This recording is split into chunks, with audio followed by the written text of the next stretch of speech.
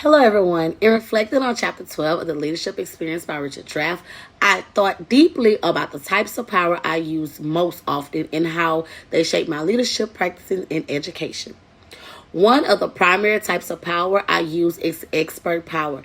As an educator and a leader, I rely heavily on my knowledge, experience, and ability to problem solve in instructional planning, students' engagements, and staff support.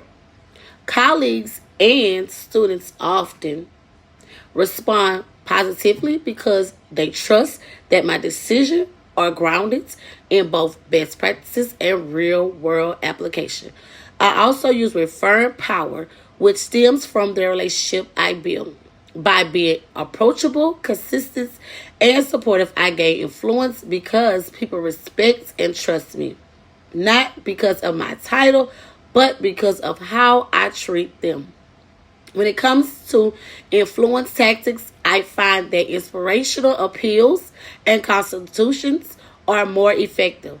For example, when launching a new mental health intensive on campus, I did not just present the plan to the staff. I asked for their feedback and made them part of the process and highlighted how the changes would benefit students' well-being because I connected emotionally and empowered others to contribute.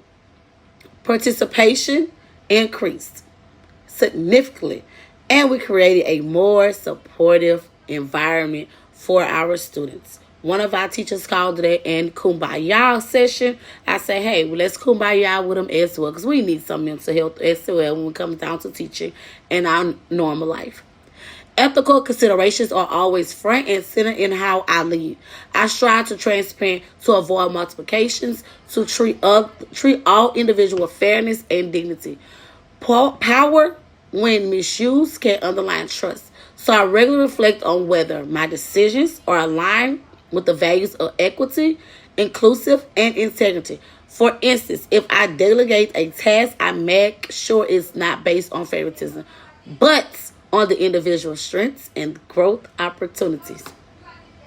Understanding power dynamics has helped me navigate leadership challenges more effectively in educational settings and politicals and unavoidable, but recognize the informal leaders among staff and respecting various sources of influence has helped me form alliance, conflicts, and build shared ownership of our goals. For example, when in planning a new system of how we was going to get our students to get 2 certification in a year, I identified the staff members who were respected among their peers and collaborate with them to pilot the approach.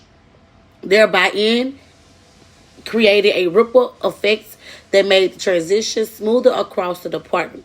In conclusion, power and influence are not about control at all. They're about responsibilities.